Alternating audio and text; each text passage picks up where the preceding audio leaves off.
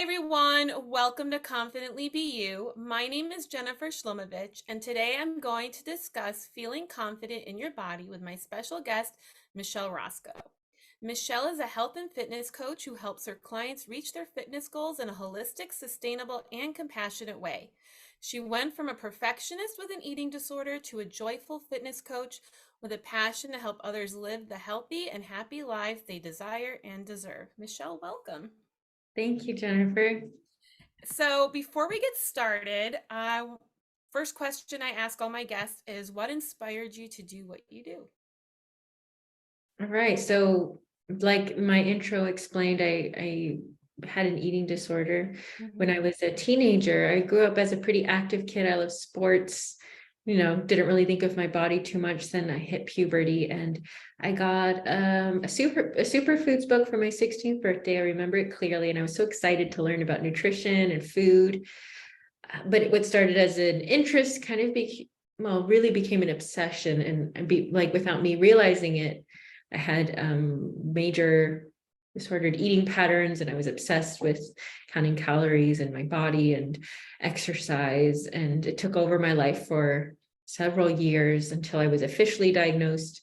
And then after that, there was a long road to recovery, and it was something that I struggled with pretty alone, I would say. It was really Hmm. confusing, really challenging, and eventually kind of found my way through things. And the opportunity was ripe for me I was a teacher, an ESL teacher. That was my main career. And I had an opportunity to switch careers because we were moving from where we were living to where I am now in Madison. And I knew I wanted to do something else besides teaching. Mhm. And so that was an opportunity for me to start my own business, which I've been doing for almost 3 years.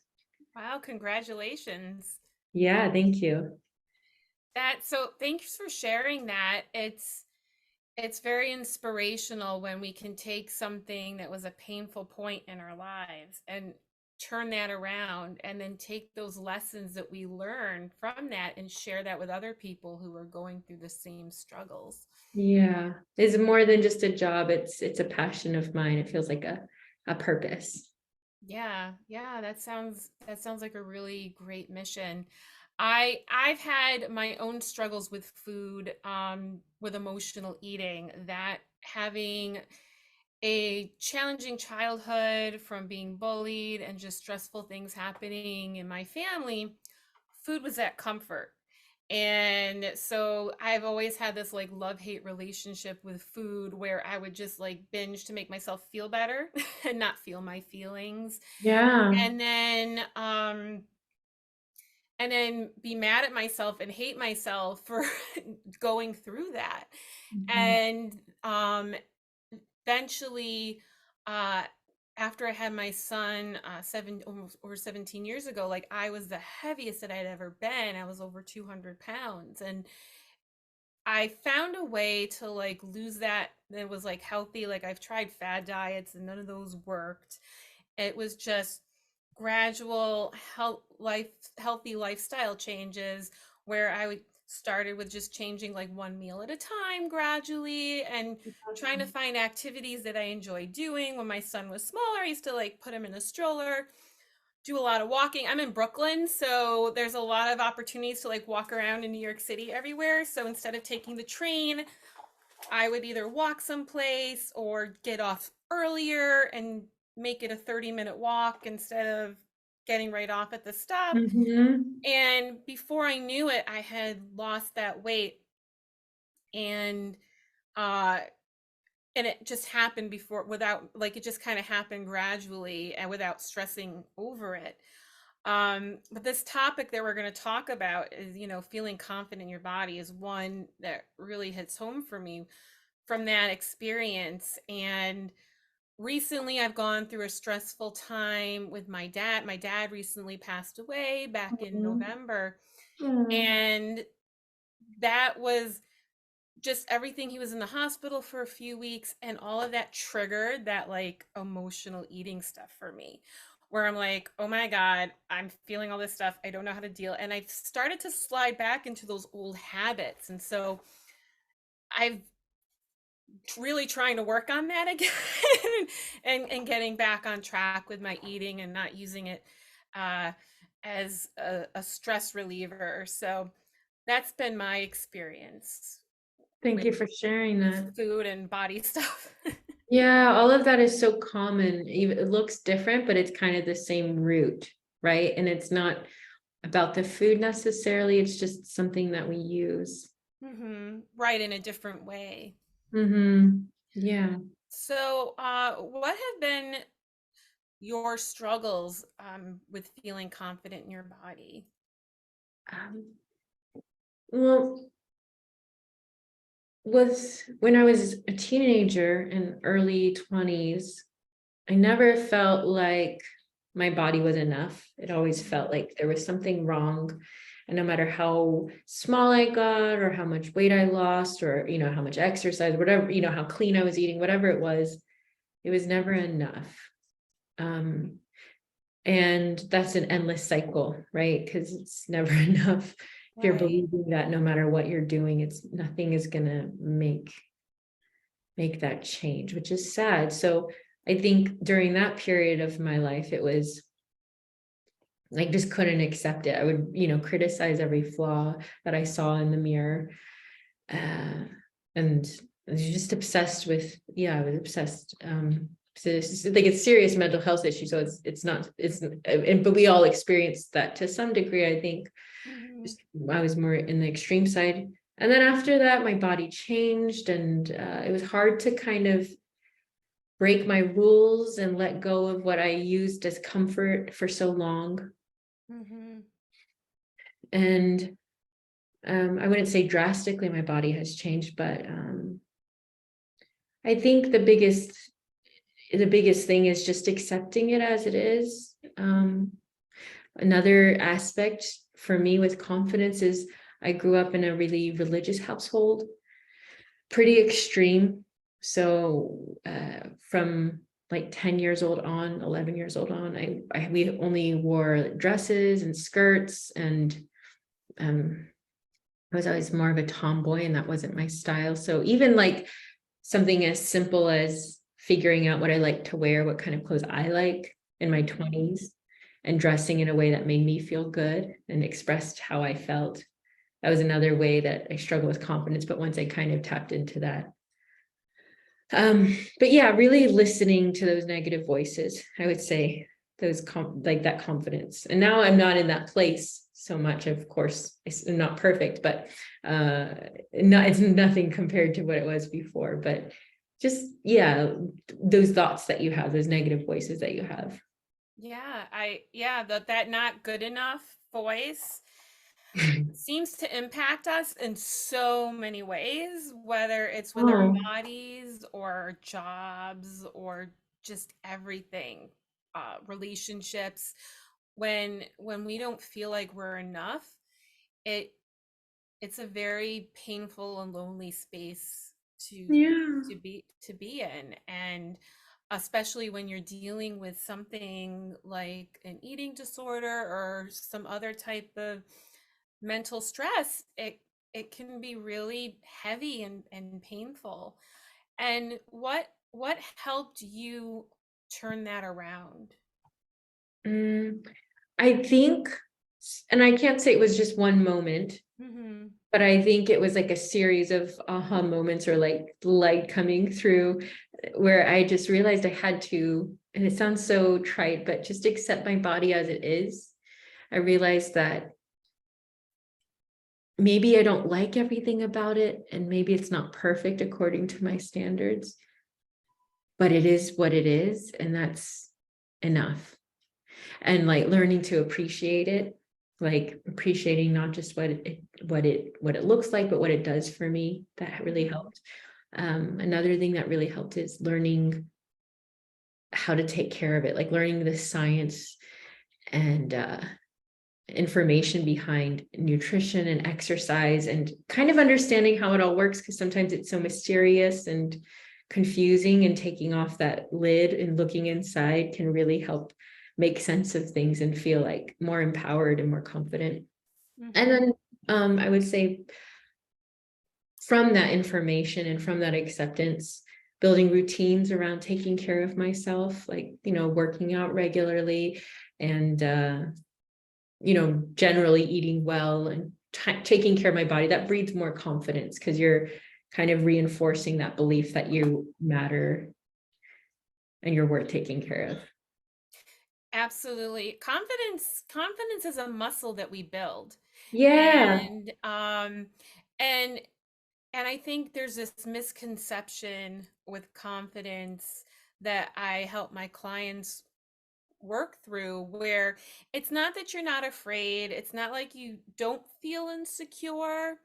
It's just that you don't let those feelings have control over your life anymore. It's like you exactly. feel them, you acknowledge them, but then you don't let them dictate how you're going to live your life. Yeah, And that's so important to do, whether it's setting boundaries with people, setting boundaries with yourself.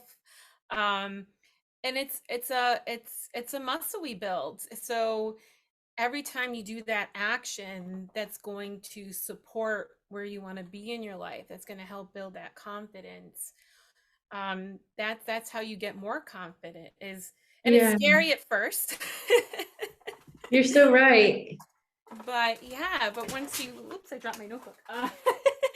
Once once you start doing it, it gets easier over time. For me, one of my biggest struggles was being a people pleaser, Mm, and just always agreeing to what people want, um just for the sake of peace and not wanting to have any mm, confrontations, which might be an easy way out in the beginning, but it builds up after a while, and you start to feel this resentment. And when I first started taking those steps and being less of a people pleaser, it was very challenging, but then it got easier over time. And so with any type of mindset work or mhm. habit changes, it's finding a way to start, and then and then working through that. Yep, yep, that's absolutely right. It's like the beliefs combined with the actions. You have to have both and not letting that fear be in the driver's seat, which Right. is easier said than done, especially if you're not even aware of what's going on. But Right. once you do become aware of it, then you can make more of a conscious choice to not let it take over, right?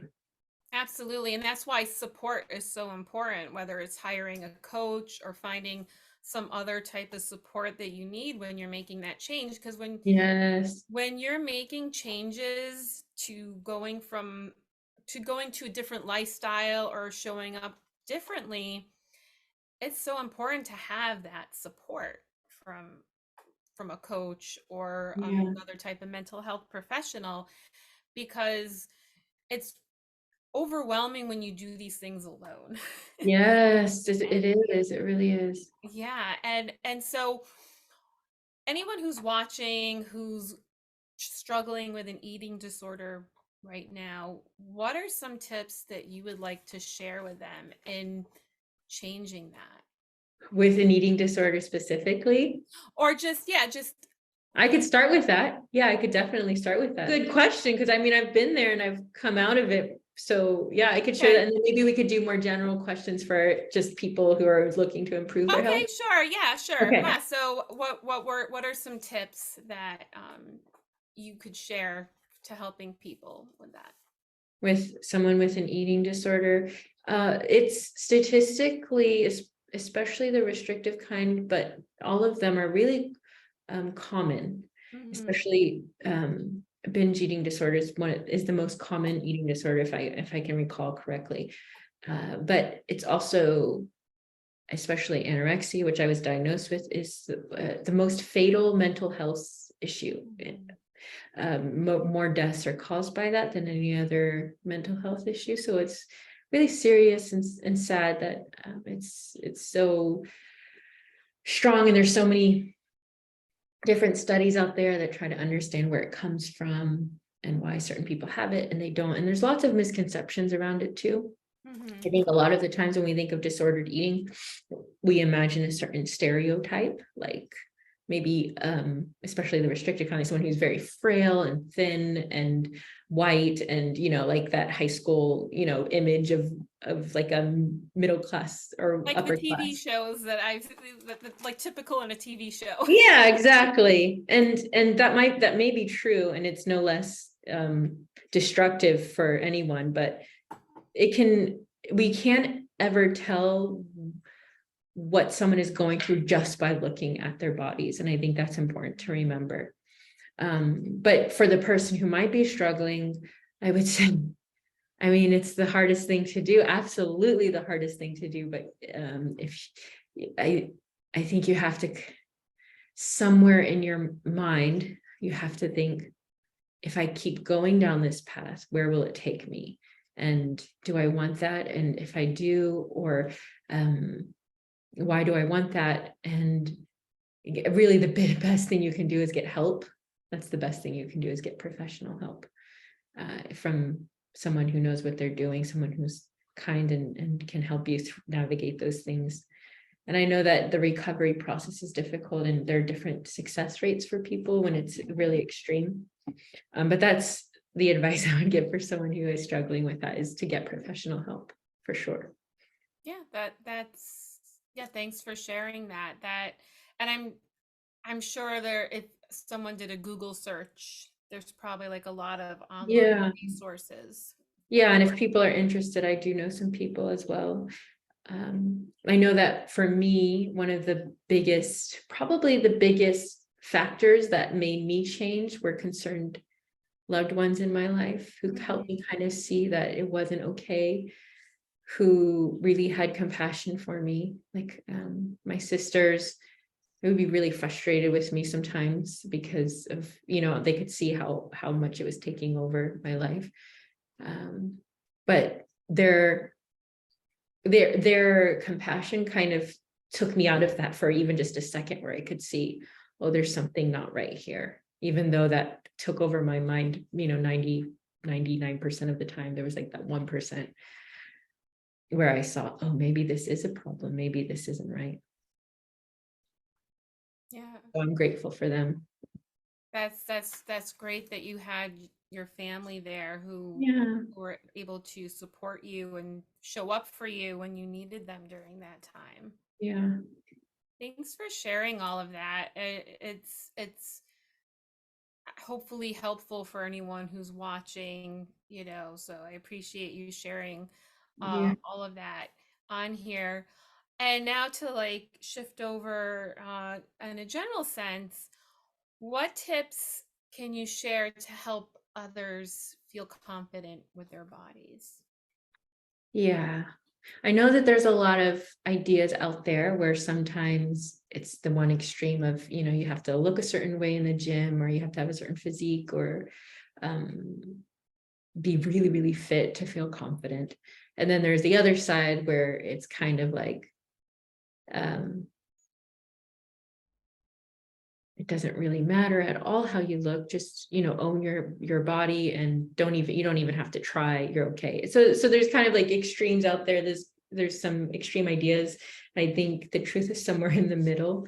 But I think starting with your mindset, practicing that, the ideas that you're already worthy, and kind of playing with the idea that if I were to gain weight, or my body were to change or lose weight, or if whatever would happen to my body, my worth wouldn't change, my value wouldn't change at all. And that's hard to kind of accept when you do rely so much on your body for confidence or for worth or value, which we all do to some degree. Right. But kind of getting into that idea, and playing with that, and just being open to that idea, first of all, and then realizing that you're already powerful, you're already enough right now, you don't need anything to change. So that's the mindset piece. And then I would say the other more physical piece is to change some things that you do in your day, like with small habits. And like you said, with your story, it doesn't have to be big or drastic, just changing little things at a time. Think about how you want your life to be and just kind of condense it into a day, because our life is made up of days. So what small things can you do daily to practice that self-care? Even if it's a lot of time or a little time, just devoting a little bit to your fitness and your health, and make it a part of your life right now. Even if you feel really busy or you feel like you can't, just if it's 1 minute, if that's all you can do for one day, just make that something in your life. Yeah, absolutely. And like I'll share a recent example for myself. Like I haven't been consistent with exercise in a while, and I've been frustrated with that. And so Yeah. I'm getting back into doing that. And I like to watch the news in the morning before I start work. And so today for like 10 minutes, I like jogged in place while watching the news. I did some like Pilates exercises I remembered from my video, and I set my timer on my phone, 10 minutes I while love watching that. the news. I'm gonna like exercise, and it just went by very fast because I was distracted watching the news, and I did all this. And so my plan is to do this every day for 10 minutes for like a week, and then build on that. Do it for 20 minutes, and then if Mhm. I can do 30 minutes, then instead of just sitting on the couch for 30 minutes watching the news, I Yeah. just snuck in a 30-minute workout. Yes, that's called habit stacking, where you connect something you're already doing with a new habit. Yeah, and it helps me because I had like I was in a gym for a while. I had the gym phase, but then I get bored with that. And then I have DVDs, and I've done those, but then I get bored with them. And Hmm. so I just remembered certain things from the DVDs, and now I've kind of like merged it all together to do Yeah, my own thing. that's good. Doing Yeah, what you can. I think we have this misconception where things have to be hard. Change has to be, in Yes. order to change, it has to be hard, or we look at it has to be all or nothing. Or, and I know I've certainly been guilty of this, you're doing it consistently for a bit. You have 1 or 2 days where you fall off, and then you get totally derailed instead of just going back to it. And Mhm. so it helps to just, again, it's that mindset, and looking at things in a way that it doesn't have to be hard. Yes, that's so true. Especially when it comes to fitness, people are like, okay, so if I'm going to make a healthy lifestyle change, that means I need to spend like hours at the gym. People ask me a lot, do I need to buy healthy? Like, if they're interested in joining my friends, like, do I need to buy all this healthy food? It's going to be so expensive. It's like, no, you don't really have to buy it. It doesn't have to be expensive. You don't, like, people have this idea, now I have to only buy organic and I have to buy these expensive smoothies and, completely change everything. And yeah, you can make changes, but it doesn't have to be drastic. It doesn't have to be hard, like you said. Yeah, and it doesn't have to be expensive. Like I've been vegan for over 5 years, and there's that misconception that vegan food's expensive. Well, if you buy the Mm, pre-packaged things, but if you yeah. buy just fruits and vegetables and beans and legumes Beans. and rice and pasta like anybody else, and Yeah. you just make your own things, it's actually not that expensive. Although with inflation, things are Yeah, costing more. everything is more expensive. That's the Everything's more. big difference. Yeah. um, yeah. Are there any other tips that you would like to share? I guess if you're looking to really take it seriously, get help, get Mhm. support. Wherever you get most support in your life is where you're going to have the most success. So if you really do have a goal, or you really do want to make a change, especially if it's been something that you've tried before and you failed, or uh, you've been wanting it for a while, and you haven't really made the decision, or you're still kind of lost in limbo, get help. Because people spend their lives doing this. You're saving yourself so much time and confusion and pain by hiring someone, and investing in yourself, really, to get that help and get clarity. Because then, like, for example, with my program, I design it so that my clients don't need me for the rest of their lives. I mean, they can stick around if they want, but they learn those tools that they can make those, those sustainable changes for the rest of their lives. So it's an investment in their health for the rest of their lives. That's So yeah, great.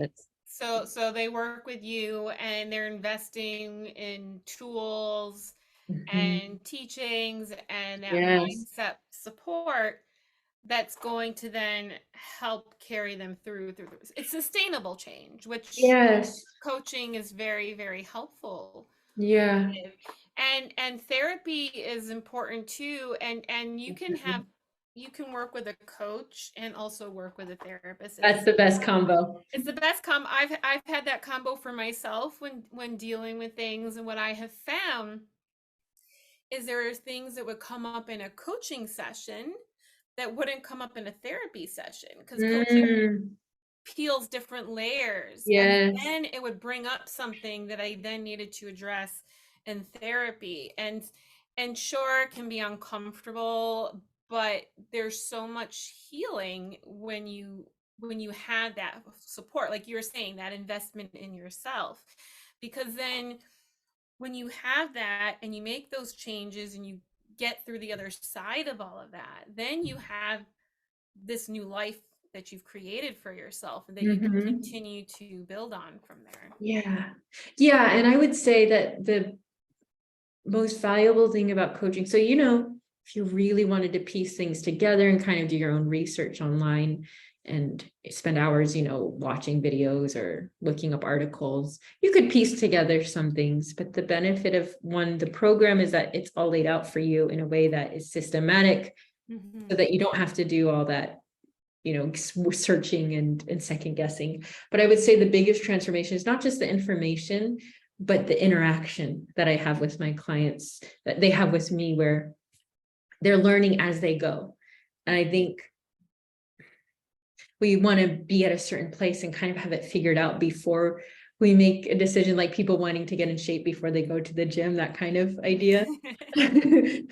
But you learn as you go, and you can't Yeah. know what you have to learn until you commit and just go all in for yourself. And that's where the growing really takes place. And that's what I admire so much about my clients, because they've decided to make that scary decision to commit to themselves, spend money and time and effort in something that, they're not sure. They have so many fears about if it's going to work or not, but they decide to do that. And that's when the growth happens. And that's what's beautiful. That's what I love about my job.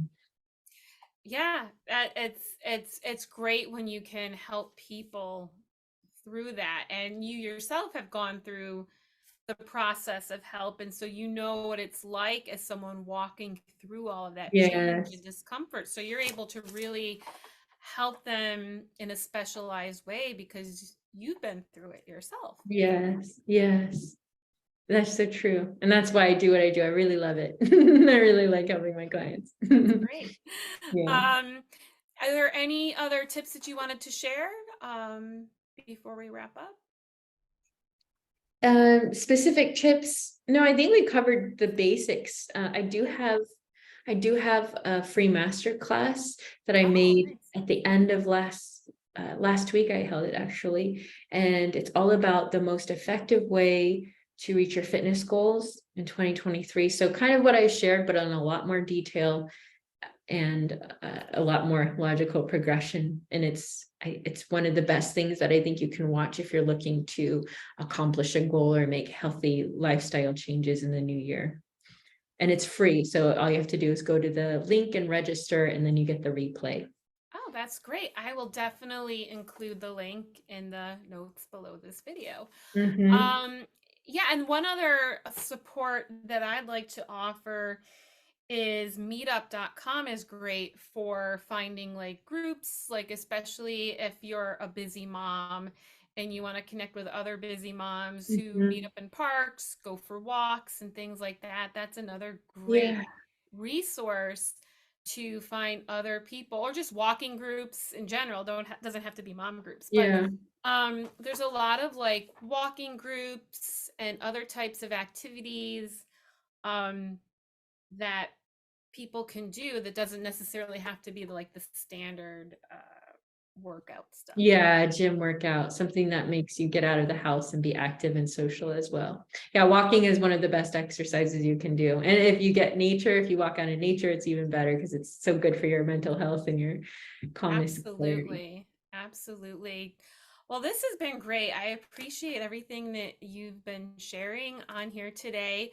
Do you have any other resources that you would like to share with viewers? Yeah, so if you go to my website, mlrosko.com, there's some free resources on a habits guide. I also have an emotional eating guide and Mm, some other free resources. You can learn more about me. You can follow me on Instagram. I share lots of valuable tips and things around fitness and health. I really want to help people make fitness an enjoyable part of their lives and for it to empower them rather than to scare them or feel intimidating or take over their lives like it did for me, but to mm, be something that enhances their life to make them happier. that's great. Mhm. And what's the best way for people to connect with you? You mentioned you have a website, you have Yeah, you could Instagram. find me at mlrosko.com. You can learn more about me. There's also ways you can contact me. You can get my emails there. And if you're on Instagram, Michelle and Roscoe on Instagram is my handle, just my full name. Okay, great. And I'll also put the links down in the notes below to make it easy for you. Hmm. So this was really great, Michelle. Thank you so much for coming on here today to share your experiences and tips and the work that you do.